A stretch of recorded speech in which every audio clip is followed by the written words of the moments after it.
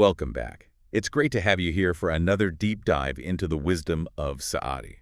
This is episode 36? Yeah, episode 36. You got it. This time, we're taking a look at Saadi's thoughts about language. And I gotta say, some of it is pretty thought-provoking. Yeah, getting the full meaning across in translation is always tricky. There's just so much cultural context packed into Saadi's work. That's true. But Dr. Dinani sums it up pretty well, I think. He says nothing greater than language has been created by God, and at the same time, nothing worse exists than language. What do you think about that? Wow. It's almost like a contradiction, isn't it? It is. But it highlights how language can be used for both incredible good and terrible harm. Like, we can use language to spread love and understanding, or we can use it to spread hate and division. Exactly. But it all comes down to how we use it, right? Right. And that's where things get interesting, because Dr. Dinani talks about those who misuse language as being lost in the forbidden. I mean, that's a powerful image, isn't it? Oh, absolutely. What does he mean by that, do you think? I think he's saying that when we use language to deceive or manipulate or to hurt others, we're kind of twisting its true purpose. So it's not just about the words themselves, but the intention behind them. Exactly. Our motives matter. Dr. Dinani points out that people who engage in things like slander or gossip, they're putting their own desires above honesty and truth. Lost in those desires, almost. Yeah, I think so. They lose sight of the potential damage they might be causing to others. It's like they're trapped in their own little world of self-interest. And it disconnects them from the real power of language, right? That's what Dr. Dinani seems to suggest, yeah. And it's interesting because he emphasizes both heart and reason in using language well, which is different from the typical head versus heart dilemma we hear about all the time. That's true. He's suggesting that we need both. But how do we balance those two? I mean, I feel like I'm constantly struggling to find that balance myself. I think it's about recognizing that both heart and reason have a role to play. Reason helps us think clearly and logically, while our heart brings in intuition and compassion. Like two sides of the same coin. Yeah, I like that. It's not about suppressing one or the other, but finding that sweet spot where they work together. It's like, imagine you're trying to solve a complex problem. You need your reasoning skills to analyze the situation, but you also need your intuition to guide you toward the best solution. I can see that. It's like that saying, follow your heart, but take your brain with you. Exactly. You need both to make wise decisions and to use language effectively. So it's not just about what we say, but how we say it and why we're saying it. That's it. Our words carry a lot of weight, and the way we use them can have a profound impact on ourselves and others. Now, this makes me think about a point that Dr. Larijani brought up. He talked about how emotions, without the guidance of reason, can lead to chaos. Absolutely. I mean, think about it. If we let our emotions run wild without any kind of rational check, we can end up making decisions we regret. We might say things we don't mean or hurt people we care about. So reason helps to kind of steer our emotions in a more constructive direction. Exactly. It's like having a captain at the helm of a ship. The emotions are the wind in the sails, providing the power and energy to move forward. But without the captain's guidance, the ship can easily go off course. Okay, I can see that. But this raises another question for me. If language is so powerful, where does it actually come from? That's a big question. I know, right? Yeah. Dr. Dinani suggests it's not simply a product of, like, our physical tongue or vocal cords. No, he talks about it originating from a much deeper source, something internal. He uses this concept of tamathul, which is how meanings from a formless realm take shape within us. Tamathul. I'm not familiar with that. Imagine a vast ocean of meaning, full of potential, but with no specific form. Tamathul is how those meanings, like drops of water, become something we understand. They take shape within us. So we're not just producing language, we're receiving it. In a way, yes. It's like we're vessels being filled with meaning from this larger source. That's a beautiful way to put it. But the quality of those meanings, the clarity, it depends on the state of the vessel, right? That's what Dr. Dinani suggests. He even draws a parallel to the biblical concept of the fall. The fall? Hold on, how does that fit in? He uses it as a symbol for how these perfect, formless meanings condense and take shape within our limited human experience. I see. So it's like filtering something vast and perfect through our own imperfect lens. Exactly. And this is why Dr. Dinani puts so much emphasis on purifying our intentions, cultivating honesty, and being sincere. Because the clearer our inner state, the better we can receive and express those meanings. So it's not just about avoiding negative speech, it's about cultivating inner qualities that make our language a force for good. That's a great way to put it. And it's interesting because he compares those who are consumed by negativity to people possessed by, jinn or divs, those mischievous spirits from Persian folklore. Jinn.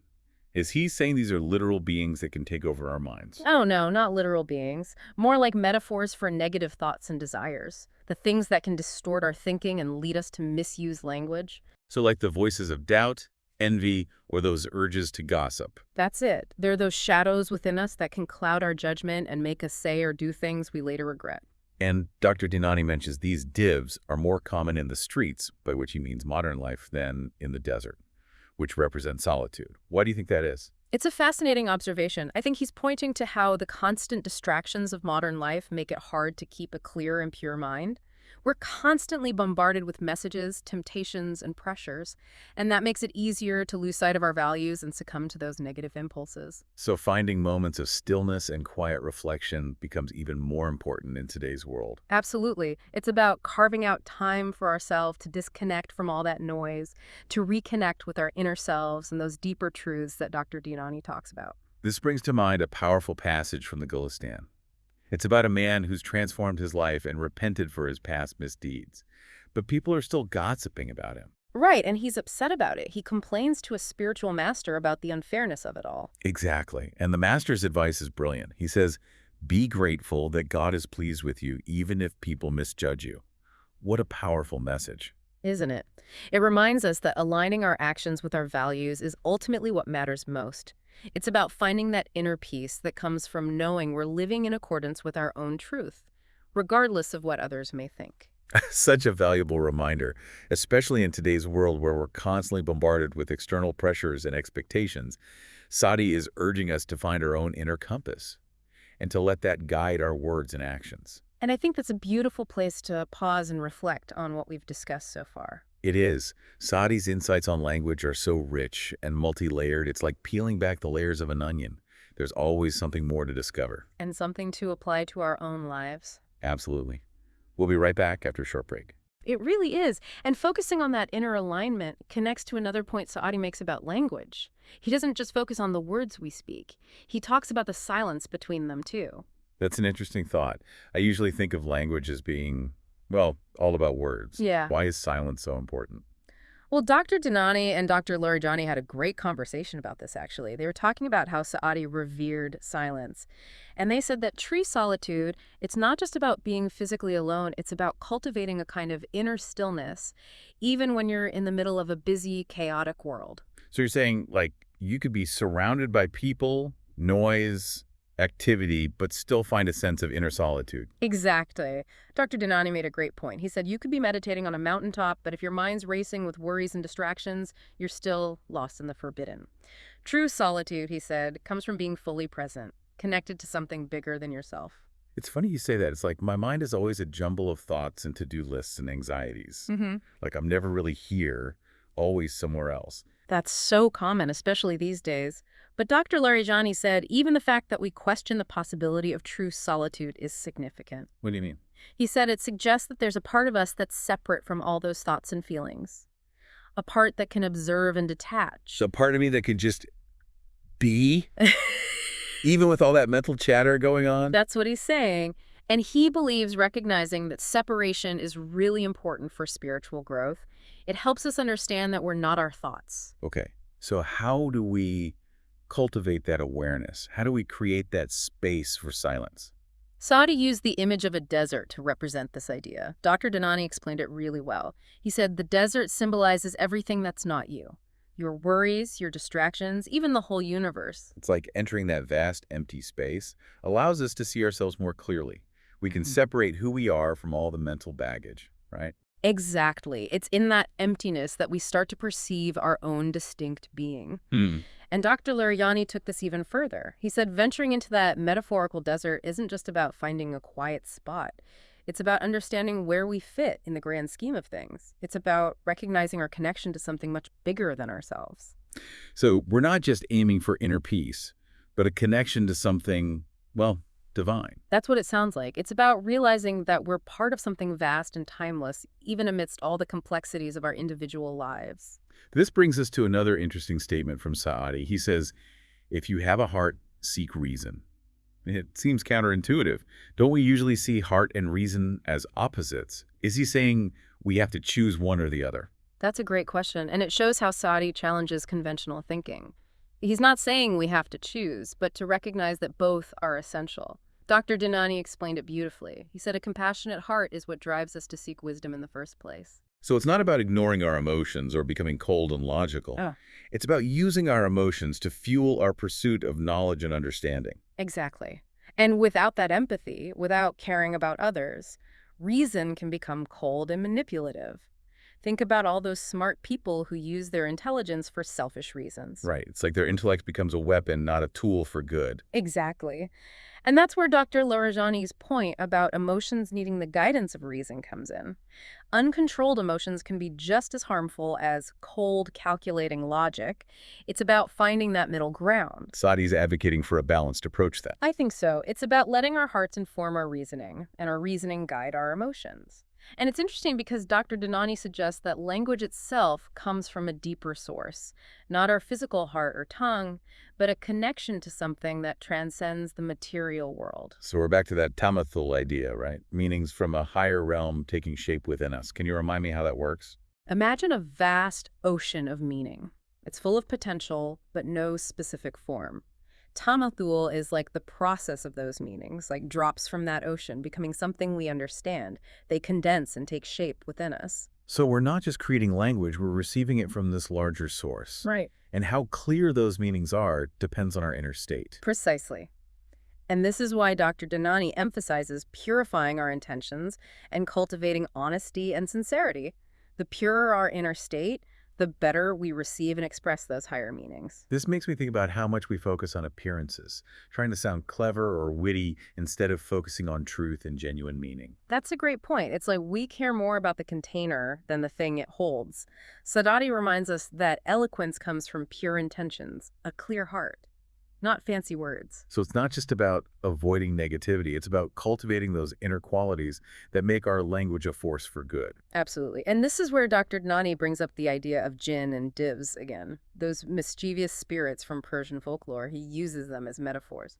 Right, to represent the negative thoughts and desires that distort our thinking. Exactly. He said these divs are more common in the streets, representing modern life, than in the desert, which symbolizes solitude. Because all the distractions and temptations make it harder to stay focused on what really matters. Exactly. It's like our minds become so cluttered, we lose touch with our inner compass. So creating those moments of silence, those desert experiences, becomes even more important today. Absolutely. It's about making a conscious effort to step away from all the frenzy, to reflect and reconnect with our true selves. This makes me think about social media, how I often catch myself comparing my life to others, feeling envious or inadequate. It's like those divs are whispering in my ear, fueling those insecurities. That's a great example.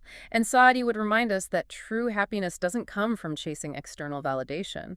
It comes from being content with ourselves, focusing on what we have, and using our talents to make a positive impact. So instead of getting caught in comparison and desire, we should focus on gratitude, appreciate what we have, and find ways to express our own unique voice. Exactly. And this is where Saadi's emphasis on looking deeper, going beyond the surface, becomes important. Remember Dr. Dinani's analogy about sucking on the shell of an almond all day? Yeah, never getting to taste the nut inside. Right. He was saying we often get caught up in appearances and quick fixes, missing out on the real richness of life. And Dr. Larijani brought up a verse from the Quran about this. Everything will perish except for the face of your Lord.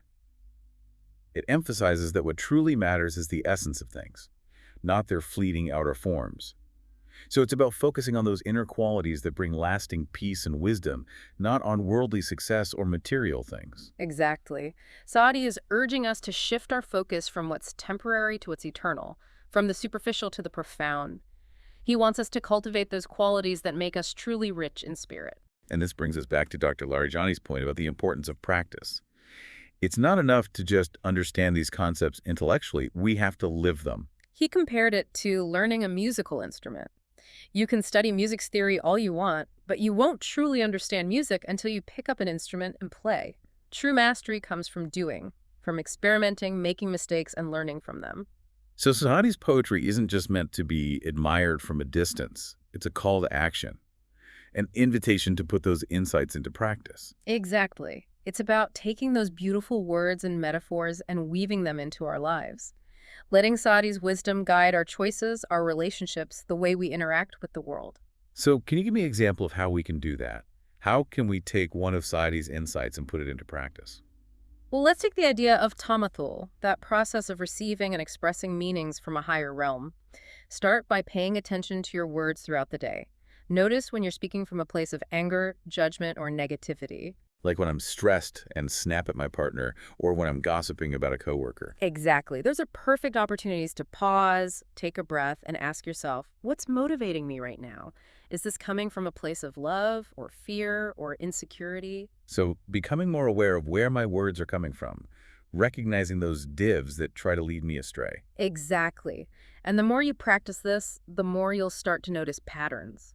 You'll become aware of what triggers those negative voices, and you'll develop better ways to respond. It's like training my mind to recognize those divs and choose a different path, one that's more aligned with my values and with Saadi's teachings on right speech. You got it. And that's just one example. There are so many ways to apply these teachings to your life.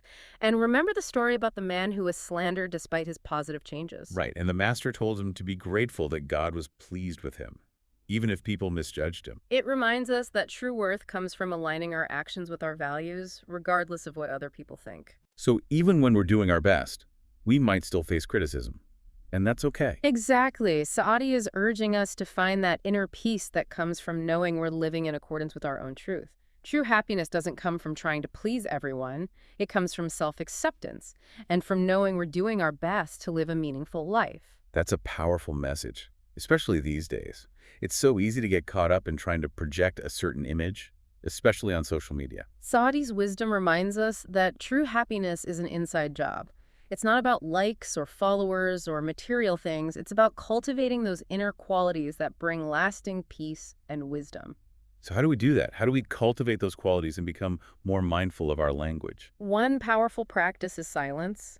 Dr. Dinani and Dr. Larijani talked about the transformative power of silence, how it allows us to connect with our deeper selves and access those truths that go beyond words. They emphasize that silence is not just the absence of sound, but a fertile ground for contemplation, for introspection, for connecting with that spark of the divine within us. Right. And creating space for silence doesn't have to be complicated. It could be just taking a few minutes each day to sit quietly, focus on your breath, and observe your thoughts and feelings without judgment. Or even just spending time in nature, listening to the sounds of the wind or the waves. Exactly. It's about disconnecting from all the stimulation and reconnecting with that inner peace and clarity. So silence helps us purify our intentions and become more mindful of how we use language. Exactly. It's like creating a blank canvas within, where we can just be present. You know, it's interesting. We put so much emphasis on busyness these days. It's like we've forgotten how to just be still, to rest in the present moment. And in that constant striving, we often lose sight of what truly matters. We forget that fulfillment comes from who we are, not what we achieve. Saadi is reminding us to slow down, appreciate the little things, and savor the present moment. Exactly, to shift our focus from outward achievements to inner growth. And that brings us back to the importance of practice.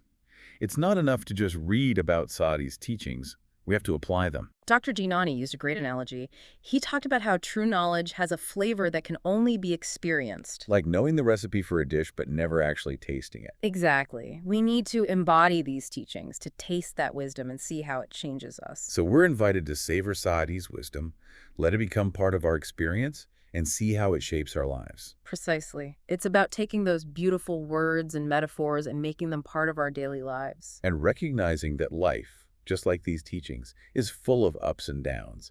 It's in those messy, imperfect moments that we often learn and grow the most. And Saadi's wisdom can help us navigate those challenges with more clarity and compassion. But speaking of challenges, there's a bit of a challenge with Saadi's views on language themselves. Dr. Dinani said, "Nothing greater than language has been created by God, and at the same time, nothing worse exists than language." How do we reconcile those two ideas? It's a paradox for sure. I think he's highlighting the immense responsibility that comes with language. We can create so much beauty and understanding, but we can also deceive, manipulate, and cause harm. It's like a double-edged sword, right? Exactly. And Saadi's work shows both the positive and negative sides of this. He praises those who use language wisely and compassionately, And he warns us about the dangers of gossip, lies, and empty flattery. So how can we make sure we're using language for good? How do we use that sword responsibly? I think that's where Tamaful comes back in. Remember the analogy of the vessel and the water? The vessel is our being, and the water is pure meaning from a spiritual source. Right. And the quality of that water, whether it's clear or polluted, depends on the state of the vessel. So if our hearts and minds are pure, those meanings can flow through us clearly. But if we're full of negativity, the meanings get distorted. Exactly. That's why Saadi stresses the importance of purifying our intentions and being honest with ourselves. It's about creating the right conditions for those pure meanings to flow. Exactly. It's not just avoiding negativity. It's about cultivating those qualities that make us more receptive to truth and compassion. It's about aligning our inner world with those higher principles. And Saadi's reverence for silence plays a big role here. Absolutely. He understood that silence is a space for reflection, for connecting with our deeper selves. It's in those quiet moments that we can purify our intentions and align ourselves with those higher meanings.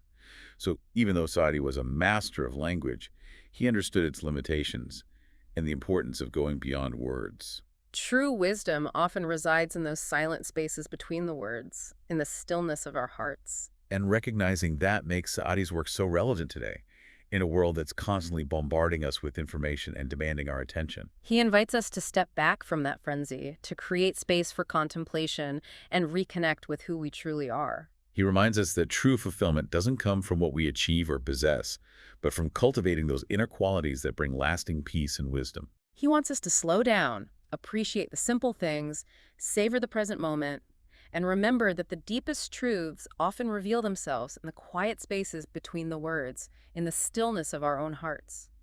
And those quiet spaces are where we can work on purifying our intentions and aligning ourselves with those higher meanings. It's like creating a sanctuary inside ourselves, a place of peace and clarity. And from that stillness, our words and actions can flow naturally from love and understanding. So Saadi's teachings on language aren't just about words, but about the heart and mind behind them. Exactly. He's saying true eloquence isn't about fancy words or clever arguments. It's about speaking and acting from authenticity, integrity, and love.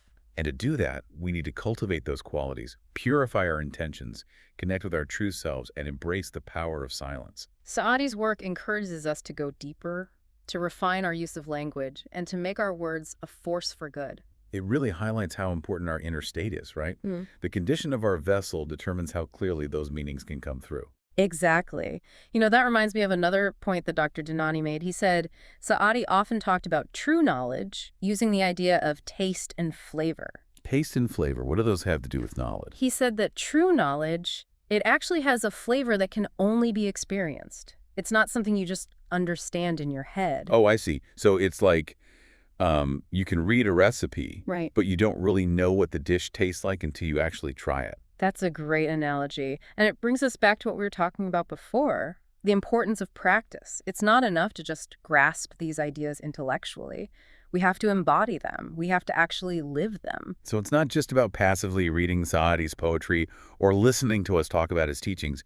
We need to take them and actually apply them in our own lives. Mm-hmm. We have to taste that wisdom for ourselves. Precisely. It's about creating that inner desert we talked about, that space of stillness where we can connect with those deeper meanings. That reminds me of the story from the Gulistan about the man who had turned his life around, but people were still spreading rumors about him. The one where he complained to the spiritual master. That's the one. And the master's advice was, be grateful that God is pleased with you, even if people misjudge you.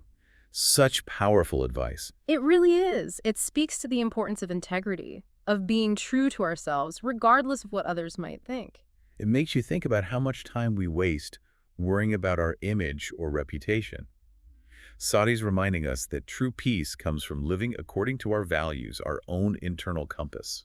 And that leads us to another aspect of Saadi's understanding of language, his use of metaphor and imagery. We've talked a lot about words and silence. Where do metaphors fit into this? Dr. Dinani pointed out that Saadi was a master of using metaphorical language. Yeah. He used it to give us a sense of things that can't really be expressed in literal terms. Like when you hear a piece of music that moves you deeply, you can't always explain why it affects you so much. You just feel it. Exactly. Saadi understood that. He knew that metaphors could bypass our logical minds and speak directly to our hearts. So he used metaphors like the spiritual caravan, the desert, the polished mirror, Yeah. all to point us toward truths that go beyond reason. Precisely. He recognized that sometimes the most profound truths can't be explained directly.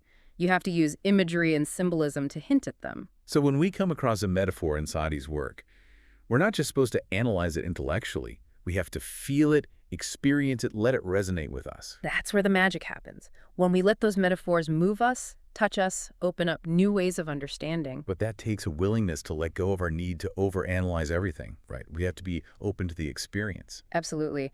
Dr. Larijani said it's about approaching Saadi's poetry with curiosity and a sense of wonder, allowing ourselves to be surprised and transformed by what we find. So it's like having a conversation with the poem, letting it speak to us in its own way and reveal its hidden depths. Beautifully put. And that brings us back to the importance of silence, that space where we can truly connect with the essence of what's being conveyed. Like Dr. Dinani's analogy of the mirror. It can only reflect clearly if it's still. Exactly. He said it's the same with our minds. When they're agitated and full of judgments, we can't see reality clearly. But when we cultivate stillness, we gain clarity. And he also talked about our hearts being like mirrors that get tarnished over time by worldly attachments and negative habits. And it's our responsibility to polish those mirrors, to purify our hearts and minds so we can reflect truth more fully. So silence isn't just about the absence of sound. It's about creating an inner space for reflection and connecting with that source of wisdom and clarity. Exactly. It's about letting those deeper meanings take shape and resonate within us. You know, it's interesting. We live in a culture that glorifies busyness. It's like we've forgotten how to be still, to rest in the present moment. And in that constant striving, we miss out on what's truly important. We forget that real fulfillment comes from within, not from external achievements. Saadi's reminding us to slow down, savor the simple things, appreciate what we have, to shift our focus from achievement to inner growth. Exactly. He's encouraging us to live more consciously, more intentionally, in alignment with who we truly are. And that brings us back to the importance of practice. It's not enough to just know these things. We have to apply them in our lives. Remember Dr. Dinani's point about how true knowledge has a flavor that can only be experienced. True understanding comes from lived experience. So we're invited to really savor Saadi's wisdom, to let it become part of our experience and see how it changes us. Precisely. It's about taking those beautiful words, those profound metaphors, and letting them guide us on our journey. And remembering that the journey itself, just like life, will have its ups and downs. But it's often in those difficult moments that we learn and grow the most. And Saadi's wisdom is like a compass, helping us navigate those challenges with clarity and resilience. He reminds us to embrace the journey with all its twists and turns and see it as an opportunity for growth. Well, I think that's a beautiful note to end on. Saadi's insights on language are so rich and multi-layered. There's always something new to discover. And so much to learn about ourselves. Absolutely. Thank you for joining us on this deep dive into the heart of Saadi's wisdom. We hope you'll continue to reflect on these insights and find ways to integrate them into your own life. Until next time.